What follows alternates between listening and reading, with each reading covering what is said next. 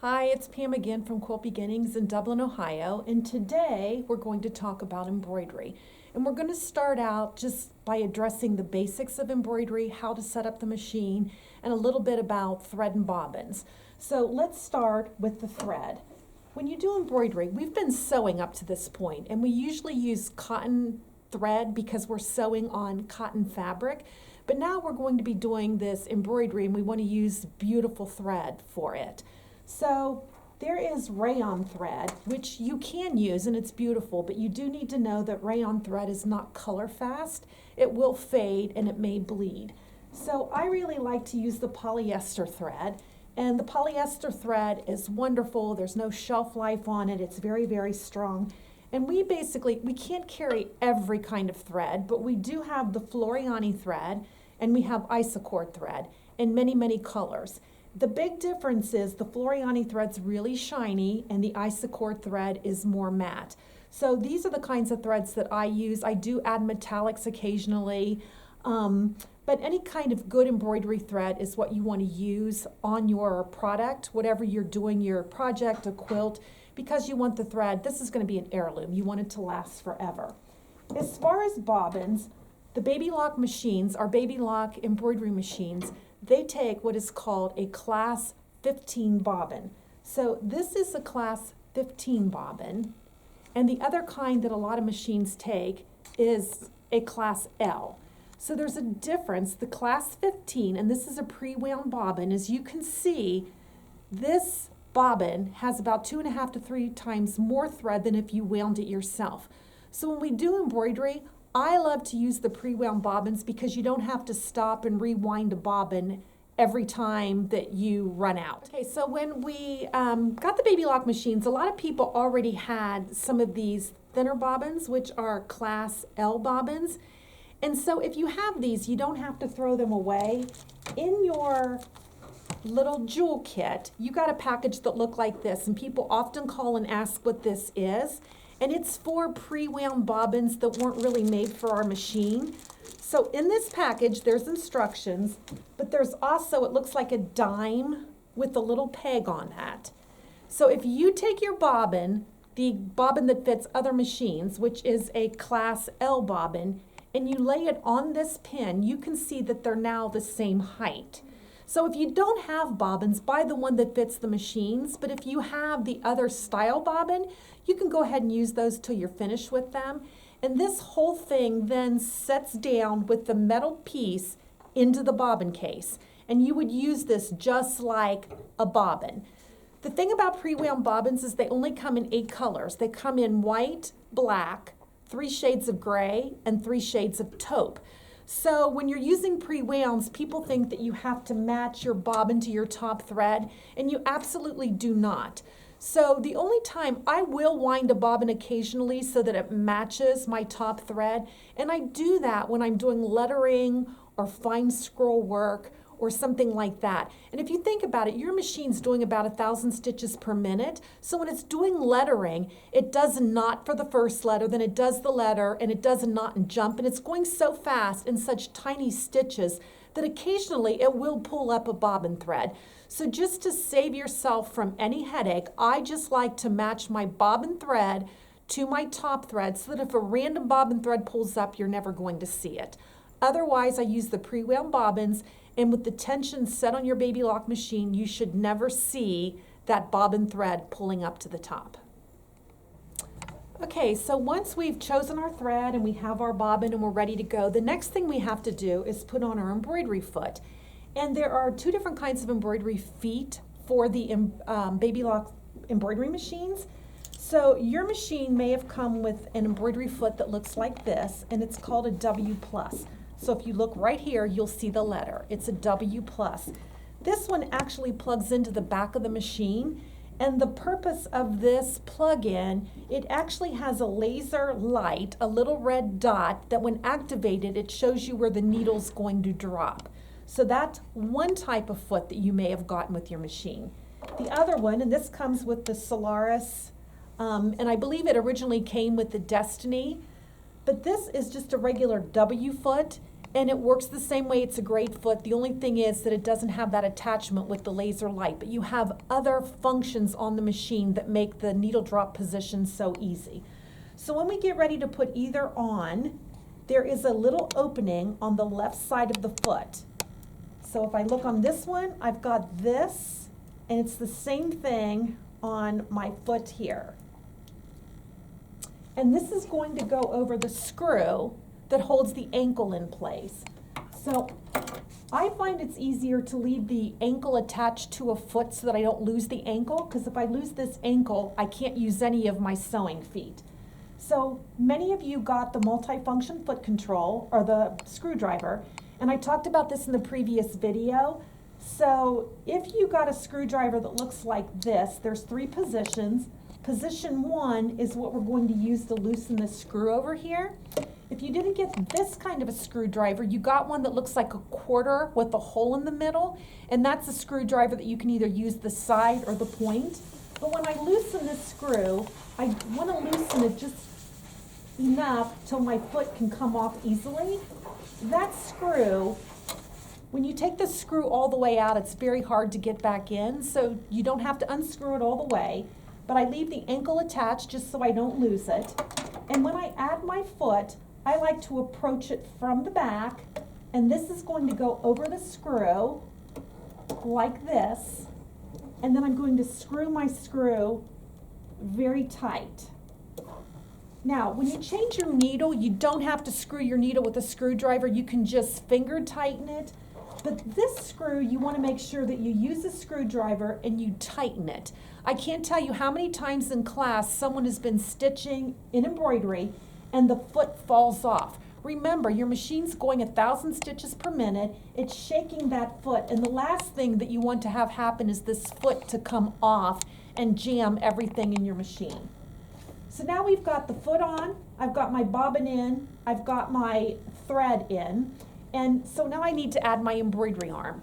So this part, the accessory tray, when you're sewing, this comes off and on. So if I were sewing and wanted to do some free arm sewing, I've got the free arm here. You notice that I pulled this off with the machine on. When I get ready to add my embroidery unit, I want to turn my machine off.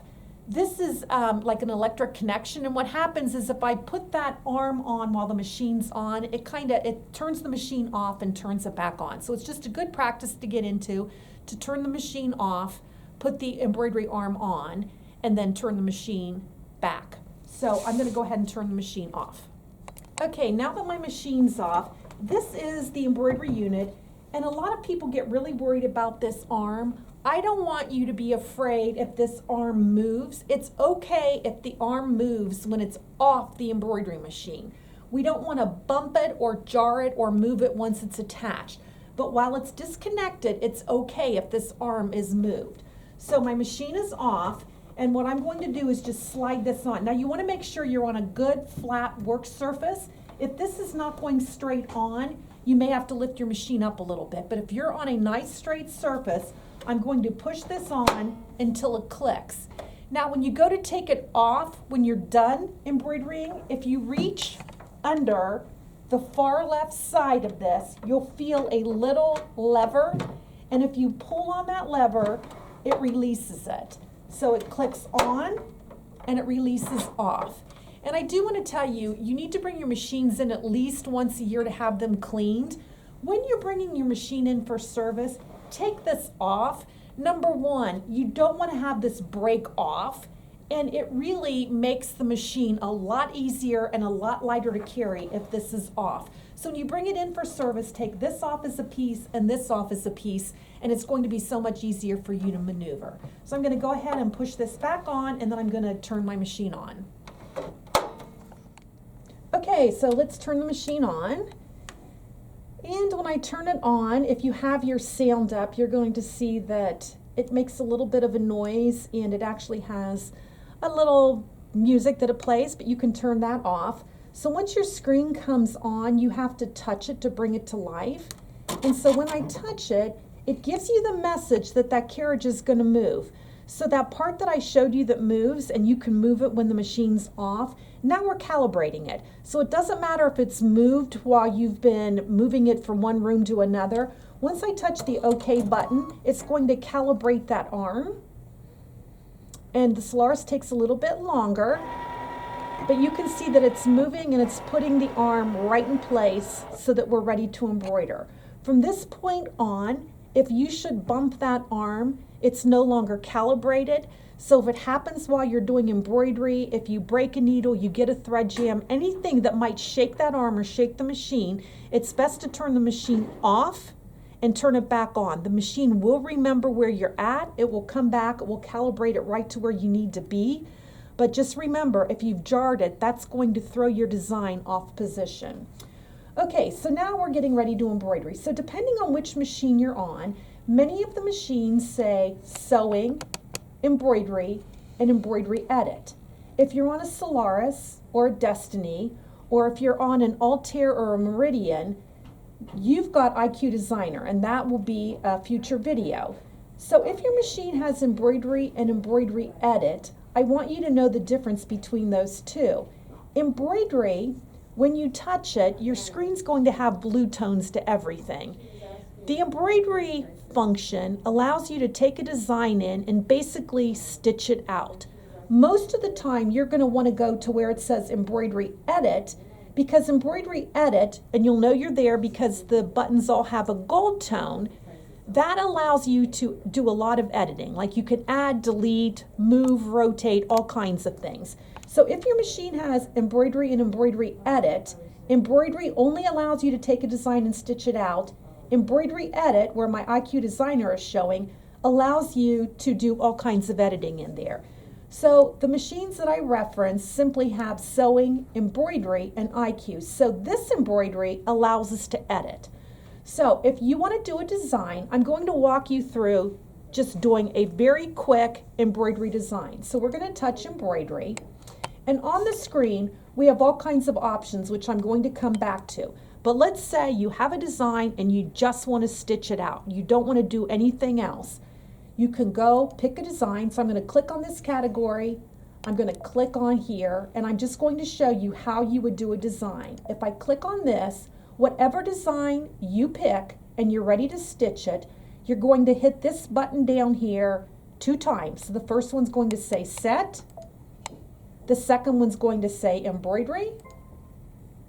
And now you are ready to hoop your fabric and stitch it out. You're ready to go. And for a lot of you, that's how you want to start. You just want to bring a design in, you want to set it, you want to hit embroidery, and you just want to stitch. But we want you to know these machines do so much more. So what I'm going to do is go back and we're going to walk through all the icons on your embroidery machine. Okay, so let's touch our embroidery again. And again, if you are on a machine that has embroidery and embroidery edit, go to the embroidery edit field so that you can see the different icons that you can use. So here, depending on what your machine looks like, your categories are either going to be down here, or on a lot of the machines, the categories are up here. But you will be able to see icons here or on the right-hand side of your machine. So the first one is always exclusives, and on your machine, if you have the word exclusive, it's already highlighted up here. And if you touch the word exclusives, you're going to have several sub-files underneath there. So on the Solaris, we have the category animals and celebrate and coastal. So for a lot of you, you're going to have to scroll using your arrow here. But on the Solaris and the Destiny, you can use this to scroll through. So I can actually scroll here, or I can use my scroll bar here. So I've got categories like delicate. I've got categories like heirloom. So you've got multiple categories within your exclusives file. So if you're on one of the other machines, if you touch the word exclusives up here, it'll bring up all your categories again. On the Solaris, I'm going to hit the button return. Okay, so in my exclusives, I've got celebrate, coastal, delicate, etc. This time here, I like to look at this as like just a little look-see. There's a small icon down here, which is really hard to see. But if I touch it, it brings it up here, and it shows me certain things on my machine. It shows me how large it is, how long it's going to take to stitch out. Let's say I look at that and I'm like, oh no, I don't want to do it. If I touch another one, it just keeps bringing the designs up in a bigger form, and you're not really obligated on it. If I don't want to do that, I can hit return and I can choose a totally different design. I can go in here and say, okay, let's see what these animals look like. So before I hit the word set, I'm just kind of previewing things to see what they look like. Again, I can touch the exclusives up here to see other categories, or on this machine I can hit return and touch exclusives again. So again, you've got multiple categories going down here on some of your machines, and on the Solaris, they're down here. So I've got the whole category of exclusives. Then I've got a category number 2, and these tend to be a little bit smaller designs. So in category 2, I've got 3 other subcategories. So again, just take time and scroll through here and pull things up, but you can see that category 2 tends to be pretty small designs. Category 3 is your built-in fonts for embroidery. So if I touch category 3, you can see again, here's my scroll bar here. I could use my finger, and I've got a script, and on this machine I have all of these other categories. Now when you get to these letters down here at the very end, these are micro letters. They're going to be very tiny, and when you use these, you're probably going to want to use micro thread to make them look correct. You also have this category, and these are larger letters. So if I open up this category, most of the machines have this large floral letter. So it's an uppercase letter with these beautiful flowers on here. So I'll bring one up so that you can see it. Many of the machines have other larger letters. These tend to be about 5 inches in height. So if you wanted to do like a little pillow with just one letter on it, or you could write using larger letters. But this category of letters, they happen to be large letters. And on the Solaris, your Destiny, this is a category of striped letters, which I think are pretty cool. I've not seen striped letters on other machines. These are what are called varsity letters. So if I choose one of those are like what you would see on cheerleaders' uniforms, etc. We have a fancy script letter, and then we have some Greek letters. And if we keep going over, we've got another large script letter here. So again, you can scroll through these. Most of them tend to be uppercase letters only, but some of the categories also have lowercase. But you can see once again, every time I pick a letter, it brings it up on the screen. It hasn't saved the previous letter. If I hit return, all of you are going to see a category like this, and these are frames. And I like to use frames for when I do labels on a quilt. So you have several different shapes of frames. So let's pick a circle, for instance. And when you touch it, on the Solaris, there are 14 different ways that you can sew a circle out. So for instance, the first one, if I bring the circle in, it's just 3 passes of thread. So it would just make a heavy outline of a circle. The second one has a satin stitch around it, and then you have like a broken satin stitch and an arrow satin stitch and a scallop satin stitch. So a lot of times when I put labels on the back of the quilt, I'll put an outline around it so it gives me a reference to be able to cut that out and sew it onto the back of the quilt. If I hit return again, if you have this category here, this category is buttonholes and buttonhole embellishments. So the first one is your buttonholes, and you can do buttonholes up to about 4 inches. And why would you want to do this? Let's say that you had a purse that you wanted to put a ribbon sash through or a fabric sash through. You could do these large buttonholes and weave your sash through it. Or let's say you were doing a shower curtain. You might want to do a larger buttonhole so that you could put a hanger through it. This category is little embellishments that go around the buttonhole. So for instance, I really like the butterfly. So I could do the butterfly, duplicate it, mirror image it, and I could have a butterfly on both sides of my buttonhole. And then the last category in here, the third sub-file. These are stitches that they brought over from the sewing category. So we were talking in decorative stitches, you basically have to really watch your fabric and keep it going at a straight angle while you're feeding your fabric through there. But let's say you wanted to do a pillowcase and you wanted it to have a decorative stitch on it.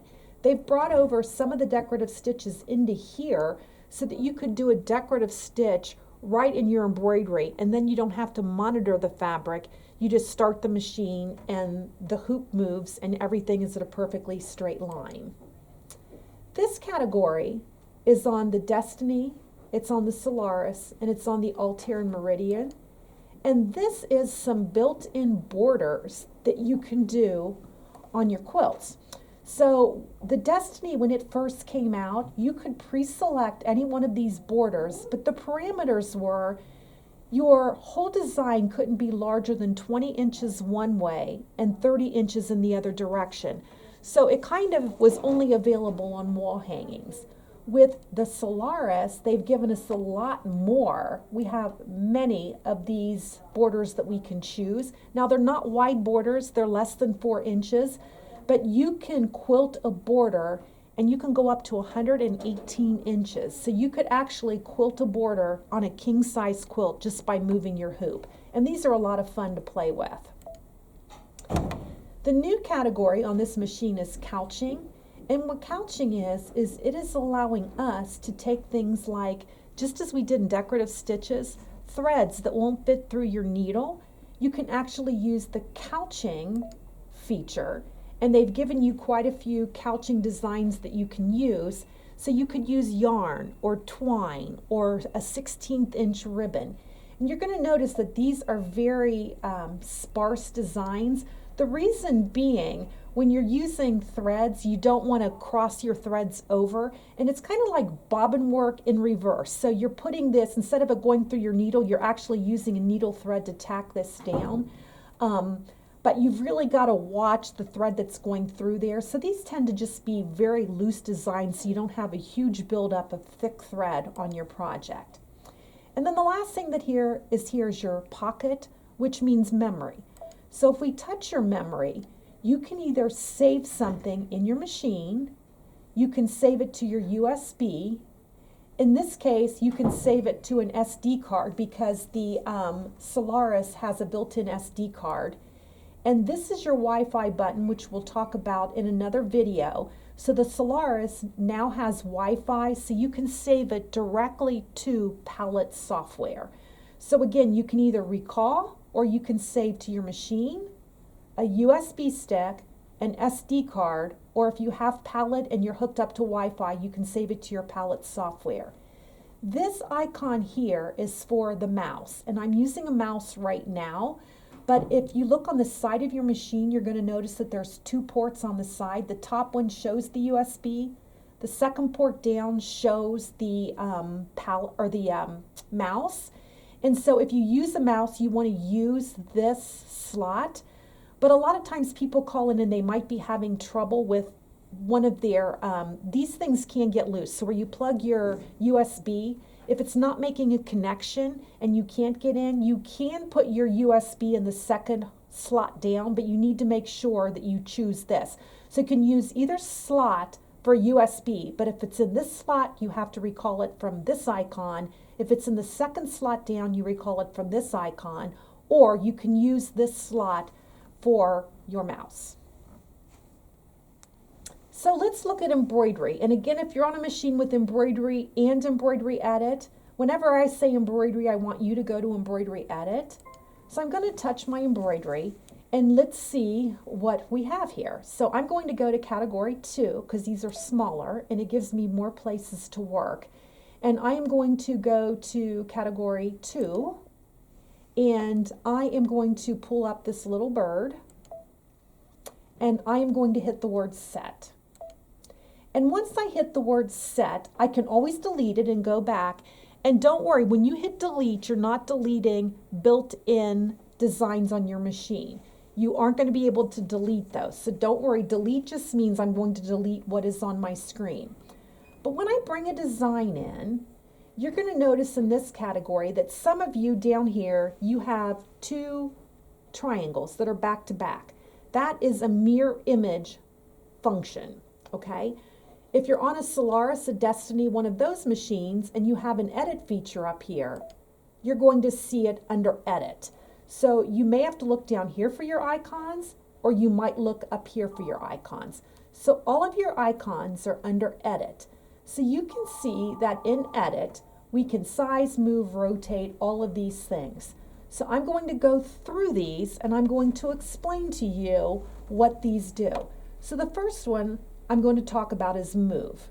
When we touch move, I can go to move and I can use the arrows to move it around on my screen. Or I can go to my screen and use my finger or my stylus to move something. So I can just touch it with my finger and move it wherever I want to go. I can use my mouse and I can move it around. Okay? Now let's say that you've moved it around and you're like, I really want it back in the center. Under edit, under move is this 9 patch. This button here puts it right back into the center. If I want to move it straight up, I can do this. So you can see that if I wanted to move that straight up and I use my finger, it's hard to keep that on that vertical axis. So if I want to move it straight up, I like to just put it in the middle and use these arrows to move things up or down. I can also move them at a 45-degree angle. And I'm going to put it back in the center. Okay? So here it is when I brought it in. It's back where I started. And up here, it shows the size. The machine, when you get it out of the box, it comes in millimeters.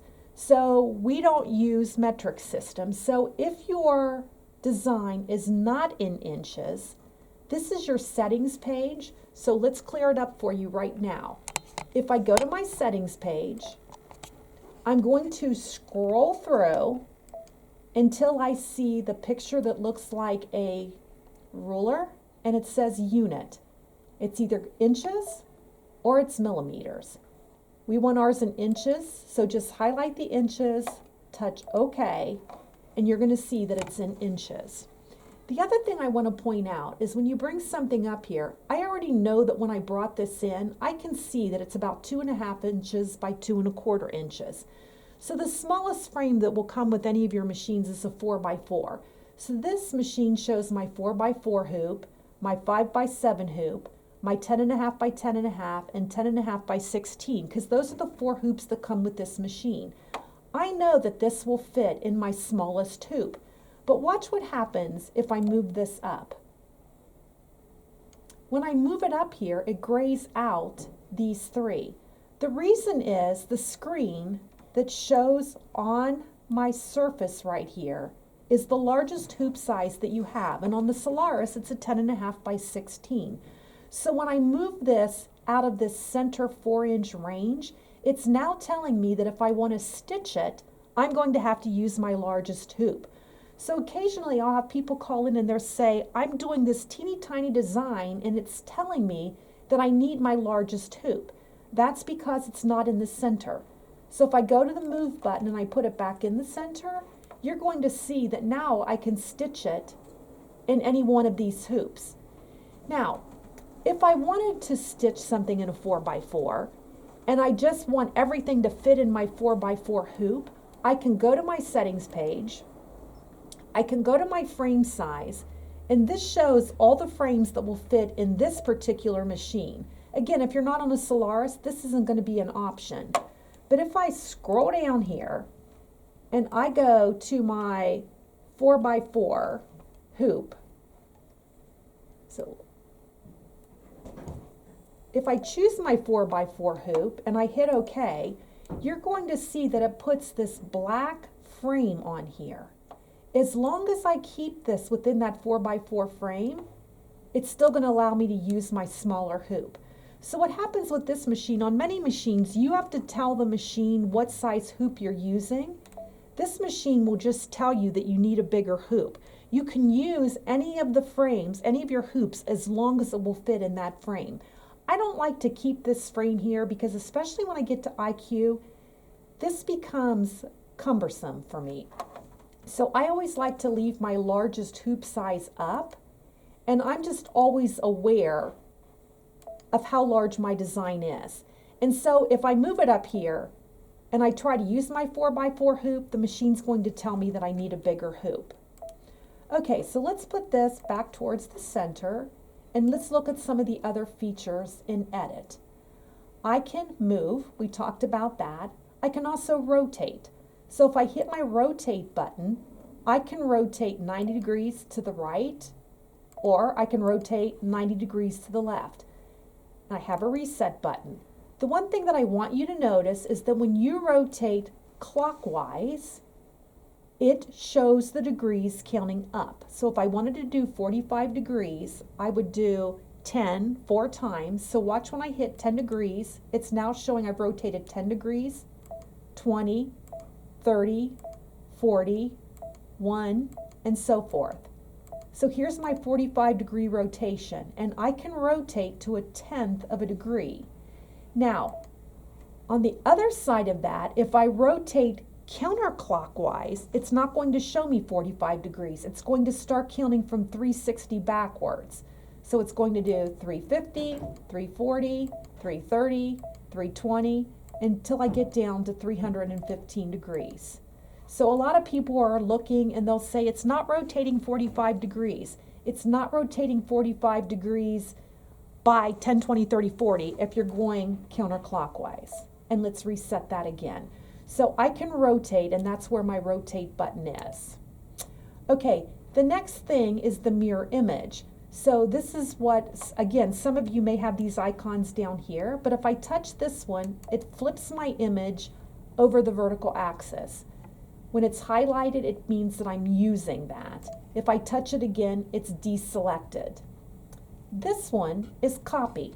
So if I touch the copy button, it brings the second one up, but you can see that they're offset. That's so that you can see that there's 2 little cardinals here. Okay, and if you notice right now, the red box is just around this one. So now, if I wanted to size or rotate or mirror image one, I'm only doing it to this guy here. So if I hit my mirror image button, it's only flipping the bird that has the red box around it. So if I want to move this, I'm only moving this one. If I want to size this one, I'm only sizing the one that's highlighted. And if I don't want it, if I hit delete, I'm deleting the one with the red box around it. Is it okay to delete or cancel? Yes, we're not getting rid of it forever. We're just taking it off of our screen. So now I'm back to one of these. This button is a border function button. So what does this do? If I touch it, you can see that by default, if I add something, and it has to be the exact image that's in your red box, I'm adding vertically. I can add to the top, or I can add to the bottom. So if I touch the top, it's going to add one right on top of there. If I add on the bottom, it's going to add to the bottom. If I subtract, it's going to subtract a top one or subtract a bottom one. So let's add at the top and the bottom again. Okay, and I'm going to move these over. And let's say I want to make more of these. I can switch it to be horizontal. And now I can add on the right or the left of here. But I'm adding everything because the red box is around everything. So if I add on the right, it's going to add 3 more cardinals. If I try adding on the left, it's going to tell me that it extends outside of this box. I can't do it. So don't be afraid. The machine's going to tell you. If I move this over farther, I can keep adding cardinals here. Now, the red box is around everything, so if I'm moving it, I'm moving everything. I've also got some spacing buttons. So if I use this spacing button, it's going to put them closer together. If I use this one, it's going to pull them farther apart. So I like playing with this, and a lot of times you can just take a circle and make circles all over the page and make your own quilted pattern and, I don't know, fold it, turn it into a little wallet, something like that. But anyways, that is your adding and subtracting button. This one here is for doing continuous borders. And this one really takes a whole class in itself. So if you are interested in doing continuous borders, it's in your manual, or if you call in, we can get you in and show you how to do a continuous border. Okay, so those are this little button here, my little border function. So I'm going to go ahead and delete my screen to show you the other buttons. And when I delete it, what do you think it's going to do? It's going to delete everything because everything is in the red box. So everything's gone. Okay, so let's go back, and I'm using little patterns so that we have our whole screen to play with. So again, if I touch this and I hit the word set, I'm going to go to my edit button, and this is a freestanding patch. So if I touch this, what it's going to do is create a satin stitch around the whole thing. So let's go ahead and touch that, and you can see that there is a satin stitch around this. And I can decide how close I want this to be. So if I move this in, it's going to take the satin stitch in closer to here. And you may not be able to see it on the screen because this is a tiny design. But again, anything that is in a black box is the default. It's what the recommended setting is. But you can, and it'll stop. It gives you parameters of how close you can make it and how far away you can make it. So this would be if I wanted to do a freestanding patch. And so in your manual, it shows you how to do it. But basically, you're going to be stitching this out on water-soluble stabilizer. And then you'll cut away this fabric, and you'll add something like jeans fabric on the back of it and tack it down.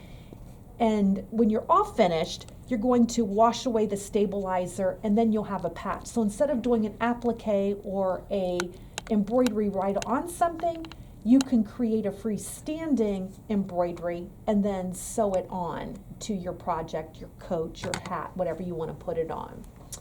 Okay, so I'm going to go ahead and delete this pattern. And the next thing I'm going to show you is, let's go with something maybe a little bigger. Let's see how big this is. Okay, so in here, when I pull this up, it shows you the colors that they recommend using. And we're going to talk about colors here in a minute. So let's say that you like this and you're a real visual person, but you really don't like the pink. If I go into edit, this is my color visualizer. So if I touch my color visualizer, there's several things that I can do here. One of them is, this shows you the whole design, and this shows you what you're going to sew first and second. So here's my pink. So let's touch the pink. And the pink is showing you that it's this part of the pink leaf. Well, let's say I don't like pink.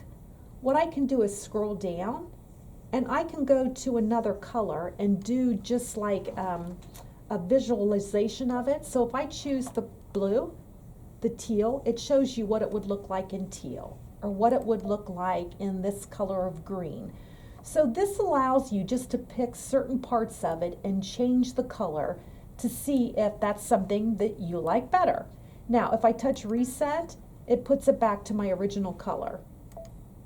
And so it's back to the pink color. The other thing I can do is use the color visualizer, and let's say I want this to be more in a gradient color. I can touch gradient, and I can touch, let's say, a color that I might like, and touch OK. And what it does is it brings it up, showing this in those gradient colors. If I don't like any of these, I can hit refresh, and it brings up new colors. Let's say I like one. I can touch it and put it in favorites, and it allows me to save 9 favorites, and then I could go back and choose one of those. But let's say I like this one and want to do it. If I touch it and hit set, this is my new butterfly that comes up on my screen. It's no longer pink. It now has all of these colors in here. So that's what Color Visualizer does. These two are text buttons. So we will talk about those when we get to text.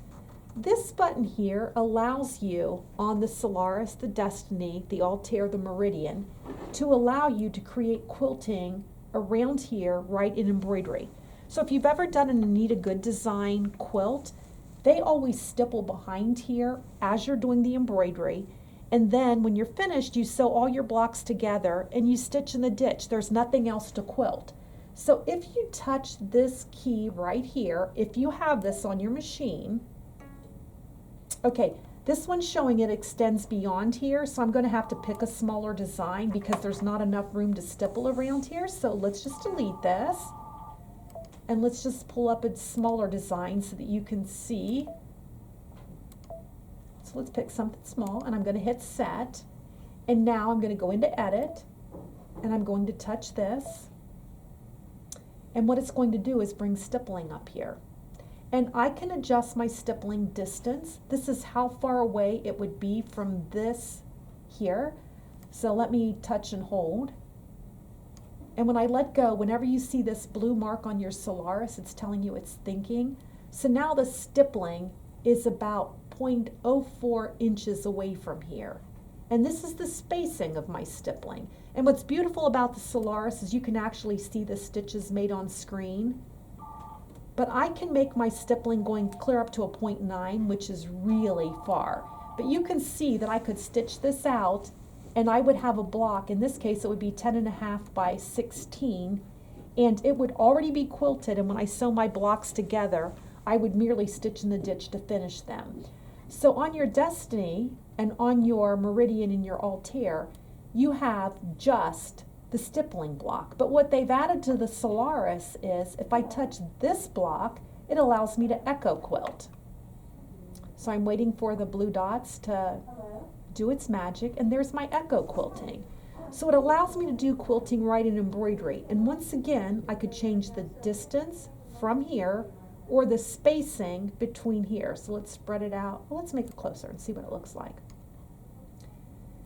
So on the Solaris, it allows you to see it, but on the other machines, you actually have to hit embroidery before you could see it. So there's tighter echo quilting.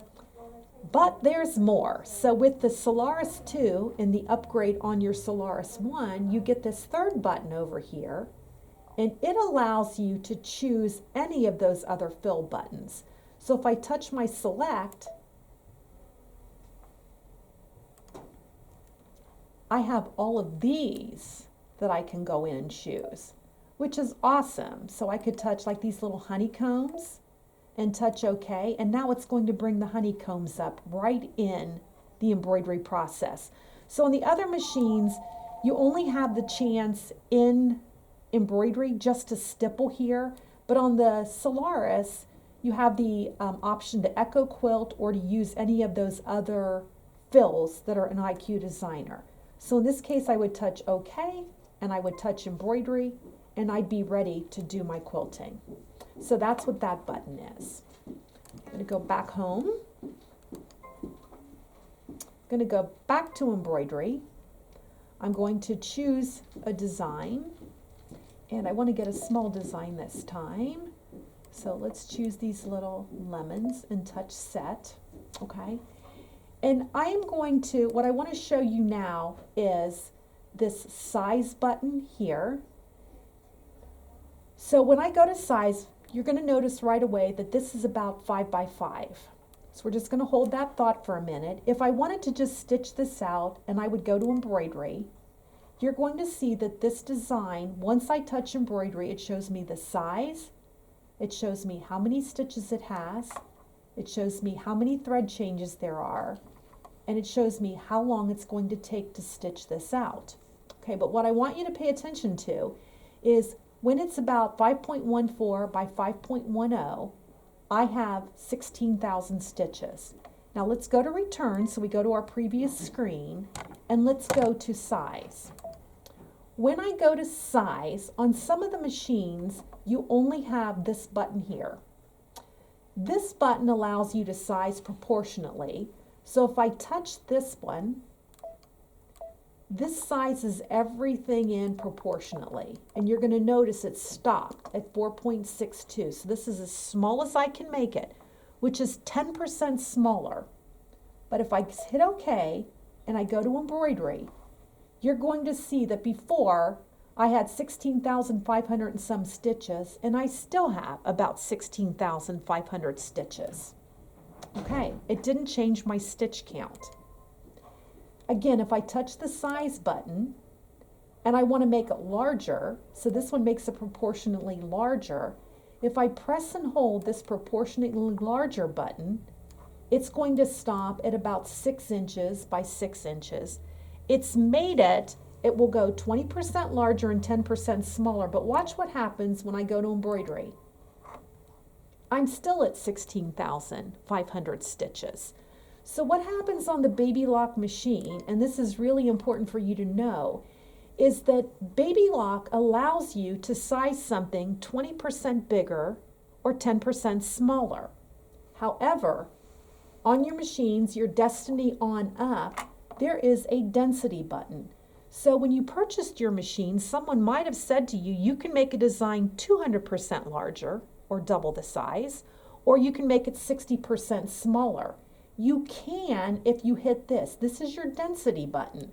So when I hit my density button, it tells me it's going to take it back to its original size. So I'm going to hit OK, and I'm going to let you see the original size was about 5 inches by 5 inches, and it still has about 16,000 stitches. It did make the adjustment here, but let me go back and show you. When I hit the size and I hit this density button, look how small I can make it. I can go 60% smaller. And when I touch OK, and I go to embroidery, look how much it's basically cut the stitches in half. Okay? And if I hit return, and I touch my size button, and I touch this, it's going to take it back to the original size. And if I press and hold, it's going to double the size as long as it will go 200% larger as long as we don't go out of the hoop size, or as long as it's not changing the integrity of the stitches. And now when I touch embroidery, I've got 16,500 stitches as opposed to 15,000 some. Okay, so some designs you can make twice as large. Some of them, they do have parameters on there.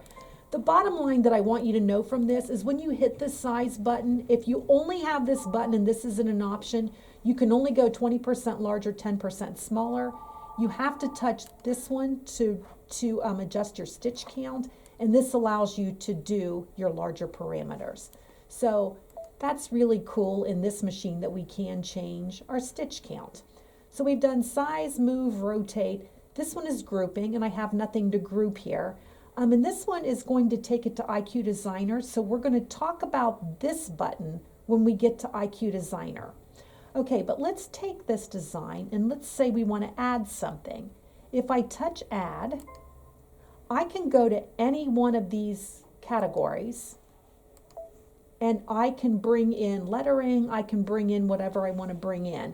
So I'm just going to touch ABC real quick and we'll go into lettering separately. But when I bring this in, now this is a separate design and this is separate. So again, let's say I just wanted to put this in the middle. I could go to my edit. I could move it, put it in the middle, and let's move it down this way. In here, everything is separate, but when I touch the word embroidery, it's now grouped. Sorry. Good. Do you stop it or should I No, keep going? you can take it out. Okay. Now that everything's grouped, now I don't have a layout button or an edit button. I have the word layout. So when I touch it, and some of your machines say edit here, some say layout. When I touch it, now if I move or rotate, I'm moving everything. If I open up my move button and put it back in the center, if I touch layout and rotate, now I'm rotating everything. Okay? So there's what I call a set field and an embroidery field. When we hit the word set, it looks like this. Everything is separate. I move things separately. When I touch the word embroidery, they're grouped. And now when I move or rotate, I'm moving everything. So let me go back and I'm going to get rid of this. Remember the red box is around here. I'm going to delete it. While it's here, if I rotate it, now I would be just rotating this because they're separate. Okay? So that's when people are in class, they wonder how I know what screen they're in, and I can tell from the red box. If they're separate red boxes, they're in the set field. In embroidery, everything is grouped. Okay, so let's look at the rest of the things that are under layout. So when I touch my layout button, this is a basting button. So if I touch this, it puts a basting box around it. And this is going to allow me to base my fabric to my stabilizer to hold it in place while I'm doing my embroidery. If I touch it again, it gets rid of the basting box. This is for positioning, which I'll talk about in just a minute.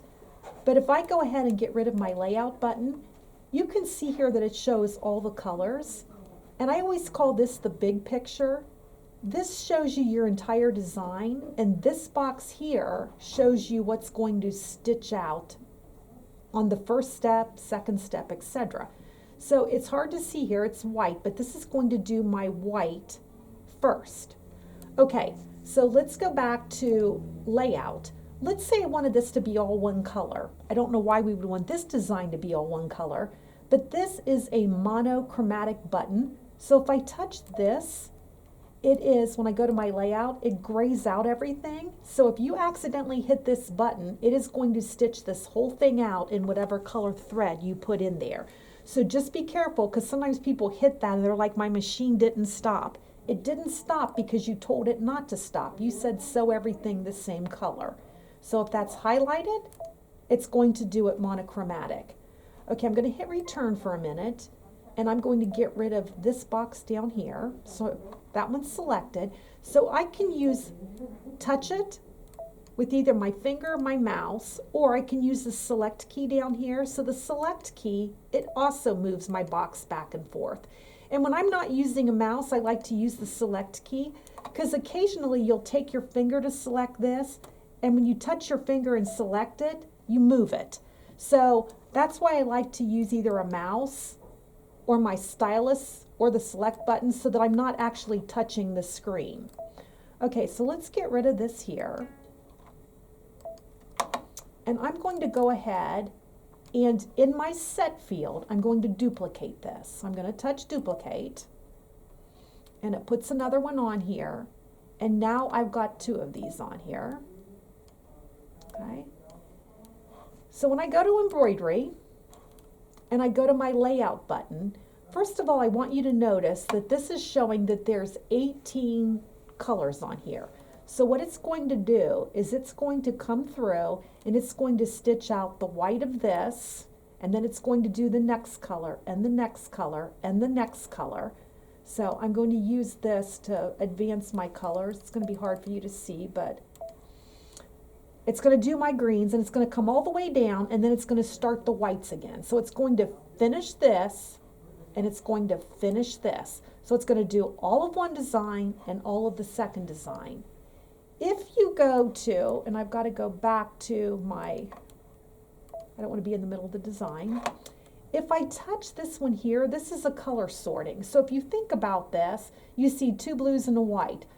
So it's going to do all one color before it goes to the next color. So if I touch this one and get rid of my layout button, what it's going to do, it's going to do white on the first one, white on the second one, yellow on the first one, yellow on the second one. So as long as your two designs aren't overlapping, you can color sort. But if I go back and I have these overlapping, you can see that the designs aren't overlapping, but the box is overlapping. When I go to embroidery, because, think about the basting box around it, because the two boxes have overlapped, the only way this can stitch out is to finish all of the first design before it does the second design. If I move this, so let me go back to return so they're no longer together. If I move them so that those imaginary boxes aren't there, and I go to embroidery, and I go to layout, now the color sort option is once again available. So people will call and say, I can't use my color sort. They may not be touching, but the imaginary box around them cannot be overlapping either. Okay, so now that we've talked about threading the machine, we've got our needles in, we've got everything set for embroidery, we've hit set, embroidery, we're ready to go. We have to hoop our fabric. So when you get ready to hoop your fabric, you're always going to use stabilizer, and in this case I'm using a no-show mesh. I'm not going to focus on stabilizer. We have a video on YouTube, so if you go to Quilt Beginnings, or if you go to YouTube and search Quilt Beginnings, you'll see Stabilizer 101. It has my picture there, and I cover about 6 types of stabilizer, and honestly, if you have those 6 kinds of stabilizer, you can do just about anything you want to do. So anyways, I have a piece of stabilizer under here, and the stabilizer always wants to be larger than your hoop. I see people sometimes that just put a strip of stabilizer down the middle, and it makes me shudder because the stabilizer is really what holds your fabric in place. So this is at least an inch larger on all sides of my hoop. And I can either, I'm always going to hoop my stabilizer, but I may or may not hoop my project. For instance, if I was doing a terry cloth towel, I wouldn't want to hoop that. A, it would never fit in the hoop because it's too thick. But B, things that have like a nap on them, like velveteen or corduroy or something like that, you don't want to use the hoop because you push it down and cause hoop burn. But anyways, this particular hoop for Baby Lock, and this is their newer style hoop, it has a little lever to make this tighter. In any case, when you get ready to hoop, people are always trying to hoop their fabric, and when they hoop it, they're like, the hoop is too tight. I can't get it hooped. So as a rule of thumb, if you loosen your hoop so that you can see a little bit of, and I don't know if you can see this on the camera, but I have a little bit of light showing through there.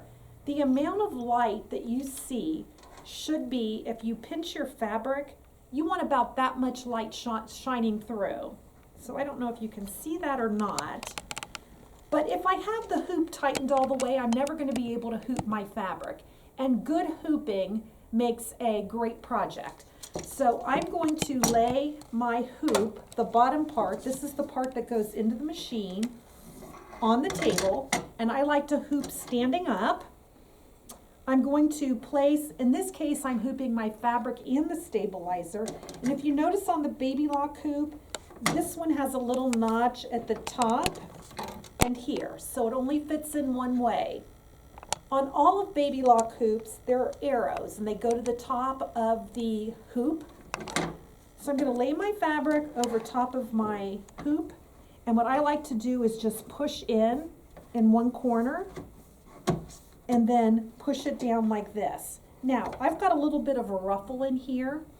What I'm going to do is take this and tighten it, or use my finger to tighten this. I know a lot of us are having a hard time tightening this. I want you to know that if you have this multi-function screwdriver, if you take it and push it to position 3, so I'm going to take this all the way and turn it clear down to 3. And you have to hear it click in, because the object is to see the screwdriver in here. Okay? And when I do that, this screwdriver then fits on here, and it makes tightening it very easy. So you don't need to buy another tool. The Baby Lock has a screwdriver built in to the multifunction screwdriver. Now what people tend to do, this is a little loose, which is perfect, but what people want to do is take their hand and they want to pull this and make it really tight. Don't do that. First of all, when you pull on this fabric, you're distorting it in the hoop, so your design's going to be distorted. Secondly, we want to have a little bit of looseness in here. Think about it. If you took a piece of fabric and stretch it really, really tight and then embroidery on it and then let loose, when you let loose, it's going to pucker. When people get puckering in their fabric, they usually think that something's hooped too loose, but it's usually the opposite. They've pulled on it and they've made it too tight, and it looks nice when it's in the hoop, but when you unhoop it, everything puckers in. So you also, if you use a hoop that fits your design size, you're going to get a better stitch out. So if I'm doing something really teeny tiny, I wouldn't want to use this big, huge hoop. I'm using this so that you can see it on the camera. But this is hooped really well. I like it because it's kind of loose. And when you turn it over, you do want to push it so that you have a little bit of a push through on the back. In other words, you don't want this to be pushed in with the plastic showing. So just make sure that you push it through and that you can feel your hoop coming through the back. it'll keep this from rubbing the bed of your machine and causing like a rubbed groove in there. But also if you push it through enough that you have just a little bit of a lip on there, it'll keep it from shaking loose while you're doing your embroidery. So this is hooped perfectly, and when I take it over to my machine, my hoop is going to lay on the bed, and it's going to tuck into this arm right here, and there's a picture right on your arm. So I'm simply going to push this into the gray piece here, push it all the way in, and push the lever down. So when I get ready to put this hoop onto the embroidery arm, I'm just going to lay it flat on the bed, and this part tucks into this metal piece over here. Now when you push it in, you want to make sure that you don't jar this arm. So a lot of times I hold back here and push it in, especially if you have a hoop that you're having a difficult time with. Just hold this, push in, and lock this lever. I will tell you, if you don't do that, the machine is going to tell you, and I will show you the message that you get a little farther in the video. Okay, so now I have my machine threaded. I brought up a really tiny design so it will stitch out quick. I hit the word set, embroidery, and I'm ready to go. So the first thing it shows me is I'm going to do the white part of this design. So if you look, this is always the big picture, and this is what I'm doing right now. And so it's showing that it's white. So I've got my white thread in there. So I'm ready to start my design. If your image, your start stop button is red, we can't go. So when you're at home, you're like, oh no, what do I do? So if you don't know what to do, touch it. So I know I need to put my presser foot down. So if I touch my presser foot, it is now, it's still not green, okay? So what do I need to do? If I touch this, it says make sure the embroidery frame is moved back as far as possible and lock down the frame. So if you look over here, I don't have my frame in all the way, and I haven't locked this. Now I've locked it, and my button's green, so I can go. Let's say that I forgot to put my presser foot down. I'm looking at it, I don't know what to do. If I touch it, it gives me the message, use the presser foot, and it shows you right where it is, lower it, and now I'm green. So if it's not green, you can't go. If you don't know what to do, touch that stop button and it'll tell you. So now when I hit the start button, it's going to do my white first. So I have it all ready. If your machine's going faster than you're comfortable with, we can go into our settings page and slow it down. This button is the speed control for sewing. It doesn't affect embroidery. So a lot of people try to turn this down, but it's not going to affect what you're doing in the embroidery. So I'm going to take my thread out, and when I take my thread out, my next color is red. So I'm going to go ahead and put my red color in, and I'm going to go ahead and put this in, and I'm going to show you an error message that you might get. So let me get my red thread on. And I'm not going to thread my needle because this is what happens sometimes in class. So I go ahead and I put my presser foot down, it's green, and I start it, and there's not thread in the needle. So what happens is I start sewing and there's no thread, and so what happens is I get a message on my screen. It says check and rethread the upper thread. And I look, and sure enough, it's not threaded. So I'm going to go ahead and put this in and thread my needle. But you notice that the machine has already started stitching. So if I start here, I'm going to lose part of this red. So if you look down here on your screen, there is a plus or minus stitch button. So if I touch the plus or minus stitches, I can go back one stitch, so I can start backing my machine up one stitch at a time. But if you think about it, this was my second color, my second of 3 colors. So I know it never got the red started. So if I hit the backwards button, it's going to take me back to the beginning of number 2. So if you look right now, it's done 74 of 600 stitches.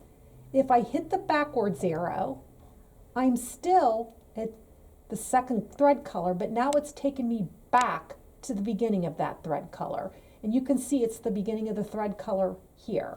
So I'm going to go ahead, lower my presser foot and start my machine, and now I haven't lost any of the red stitches. One thing that people don't know about the Baby Lock machine is if you hold the start-stop button, if you press and hold, it slows in slow motion. So if you're doing an applique or you're going over something really high in your fabric, if you press and hold, it will sew in slow motion until you let go. But now I've gone ahead and I've done my red, and so now it's bringing up on my screen the third color, which is black. So I'm going to go ahead and put my black in, and I'll continue this process.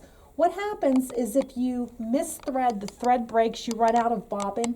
If you need to back up, go forward or backwards, what you're going to do is go to this plus or minus key, and you're going to back it up. And as you back it up, you'll see your needle move, and you're going to back it up until you've backed up to where the thread's broken, to the beginning of the thread color, wherever you need to start it. And then I like to back up about 5 more stitches just so that those stitches overlap.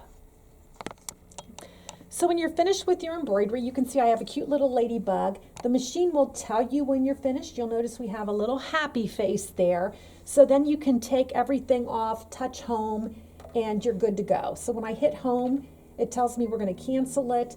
But again, home always takes you back to the very beginning. And I did want to mention that when I do embroidery, I don't like to use a spool cap. These spools of thread are pretty heavy and they balance on here. I find that when you add a spool cap, what usually happens is the thread, you're going to find out you're going to break a needle, because what happens is the thread gets caught between the spool cap and the spool, and what happens is it causes unnecessary tension and the needle breaks, and you always think it's something happening down here when it's really happening up here. So this thread is not going to go anywhere. While you're embroidering, it's so heavy, and I don't mean the thread's heavy, I mean the spool is heavy, that it's not going to fly off of there when you're doing embroidery. So I find that a spool cap causes more problems. If you have to use a spool cap, use the one that sticks down in here, the little gray one. Never use one that's larger, because you will get it wrapped between there. You will get a jam or break a needle. Okay, so let's take a look at lettering. So I'm going to go ahead and go to embroidery or embroidery edit, and I'm going to go to my fonts because I just want to show you a couple things here. So when I choose a font, so let's just use this regular block letter, you're going to grab your first letter first. So let's say I want to write quilt. I'm going to grab the Q and I'm going to stop for a minute. When I bring a Q in, you're going to notice at the bottom that there's an LMS. It's for large, medium, or small. Now on some of your machines you can adjust beyond that, but some of the machines only allow you to choose one of these 3. So if you look at the top, as a rule of thumb, if you bring a letter in and it's large, it's about 1 inch to 1.5 inches, just depending on the font. So it's a pretty large letter, and you probably wouldn't want to use it for a quilt label or if you're writing on a quilt. If I touch this again, it's medium. And mediums tend to be about 1/2 inch to 3/4. And if I touch it again, it's small. And small happens to be about 1/4 inch to 1/2 inch. So let's bring this to large, and let's go ahead and say I want to write the word quilt, but I really want it to be smaller, and I touch my lowercase letters. So let's go to lowercase. Let's choose the U. And I can see that this is getting really large, and I'm like, oh, I want to make it medium. If I touch medium, in this case it reduces all of them, but on some of your machines, it only would adjust the U. So if you're on a Solaris, it changes everything to medium, but on the other machines, you're going to see that it only adjusts the last letter. So you may have to delete the letter and go back. You're just going to have to play with that on your particular machine. But let me bring in the word quilt, okay? And there's several things that are down here, and I like playing with these as well. So if I touch the word array, array allows me to take the letters and put them on a curve. And I can adjust the curve, making it more curvy, or I can go to less curvy, or I can do things like a straight line or make them go up. So again, you can just play with those, but I'm going to leave it at a straight line and hit OK. If I wanted to do a label, this is your return button. So if I touch this, this automatically spaces it and goes to a second line. So again, you can play with those, but let's just say that I just want to write the word quilt on here. I hit the word set, and let's say when I get here, I don't really like that. I'm like, maybe I want to see it in a different kind of font. So if I touch my word edit, this was the T that we didn't talk about earlier. So if I touch T for text, it allows me to come back here and choose one of these other fonts. And previously on Baby Lock machines, you couldn't do that. If you didn't like this font, you had to delete everything and start over.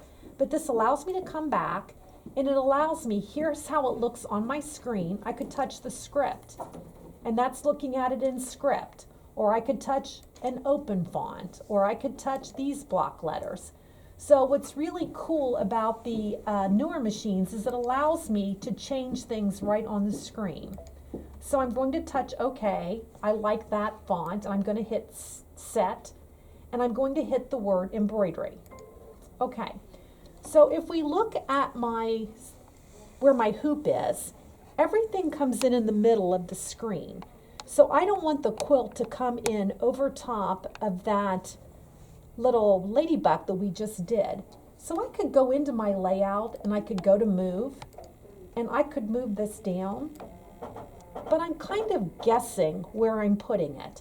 So what is really cool with the Baby Lock machine is, and this is for the Destiny, your Altair, your Meridian, any machine that has a camera in it, and you'll know if your machine has a camera.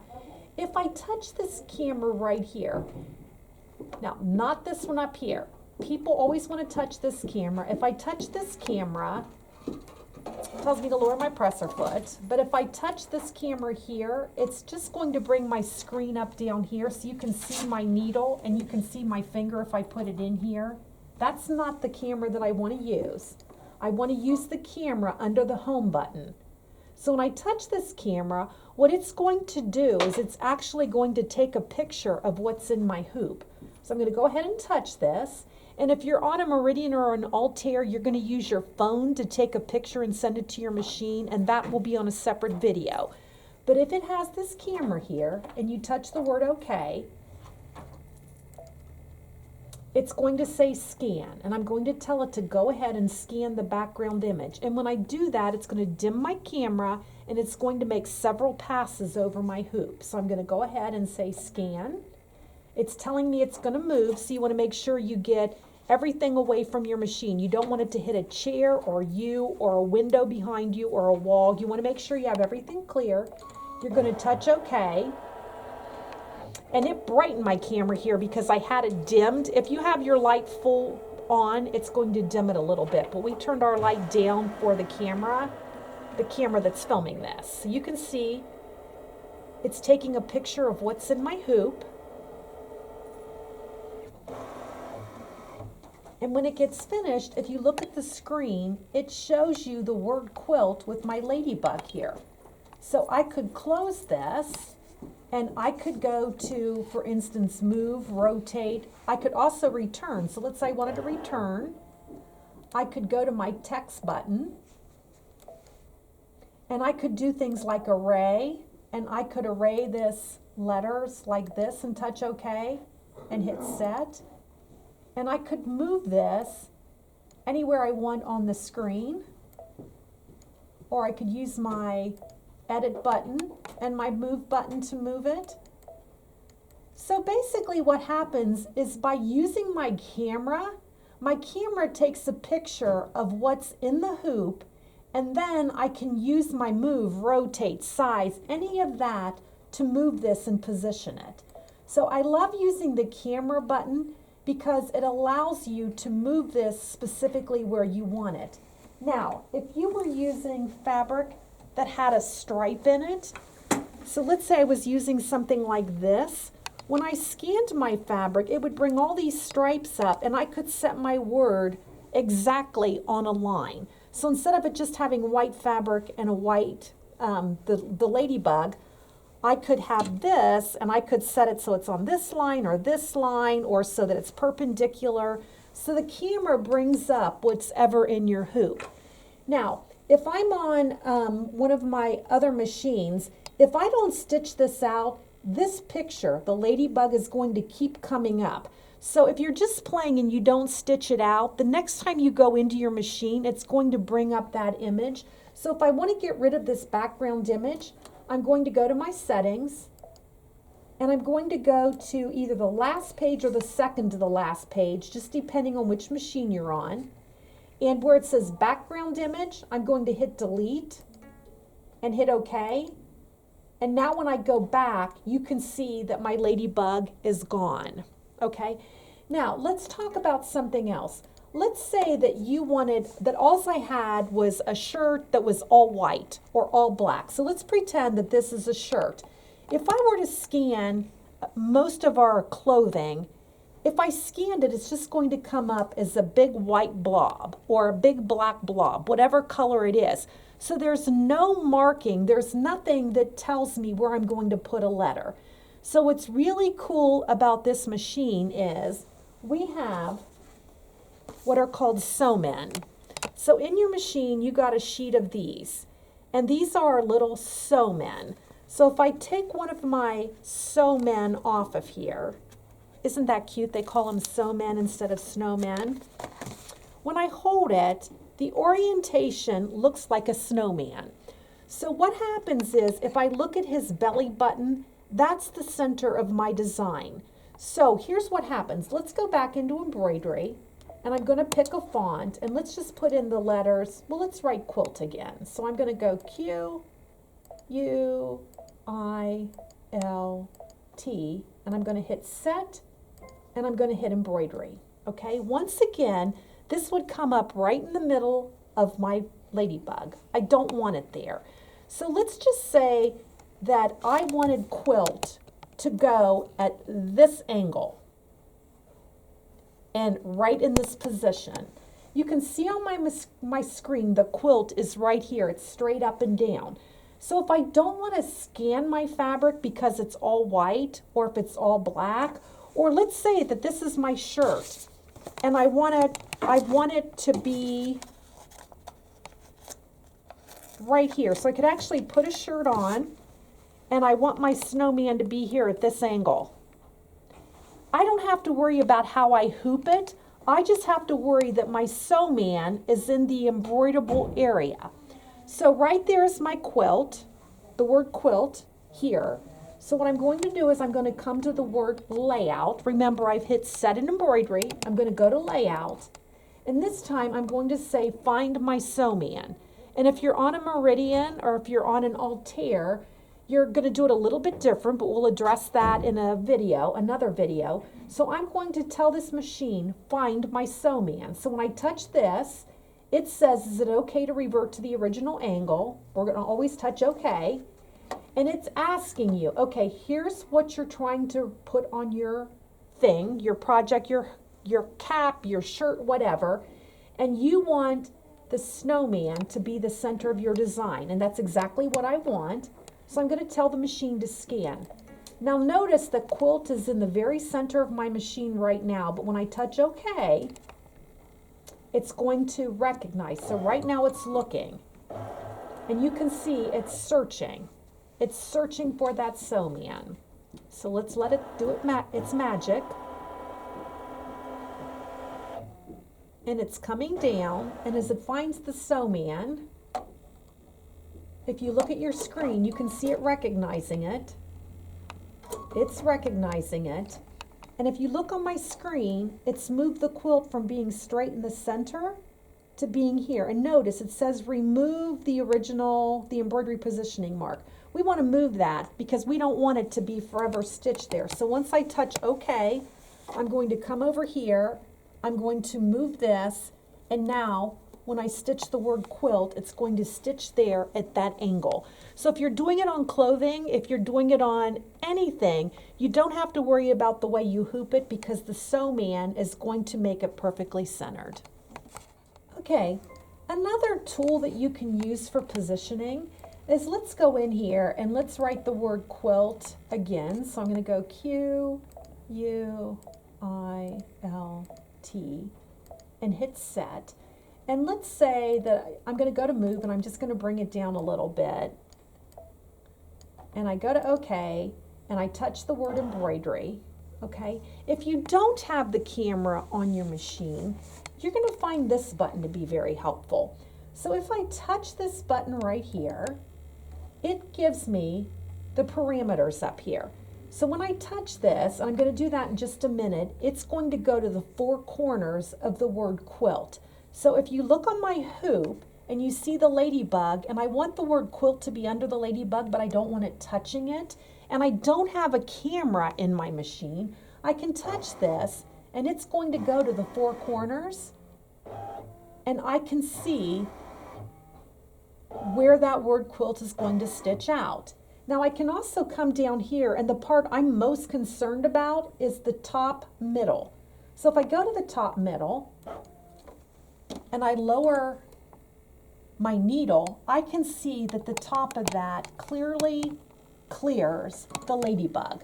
So I could move it up a little more if I want, but if you don't have a camera, I find that this button here is extremely helpful because it shows me the upper left, the upper middle, the upper right.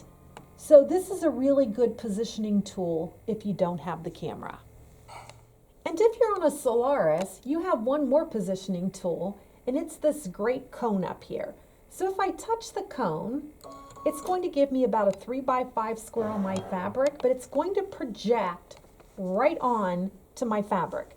So if you look at my fabric, you can see the word quilt on the fabric. And if I move this red box down a bit so that the whole word quilt is showing, it's going to show you exactly on my fabric what it looks like stitched out. And I can change my background color, so if you can't see it, if I change these, it changes the background. So you can see on my hoop right now, that's not a good choice of color. I can't see it. If I go to my gray, it's a little brighter, but the white happens to be the brightest on there. So again, you've got the four corners mark you can use. You can use the camera to scan your fabric. You can use the sew man to get an exact positioning, or you can use the cone that will project it right onto your fabric. So I know I've covered a lot of information. I tried to go from basic to more precise positioning and that type of thing. I wanted to give you an overview of what the embroidery machines will do. And if you have questions, please don't hesitate to call us. We're here for you, and we want you to love your embroidery machine.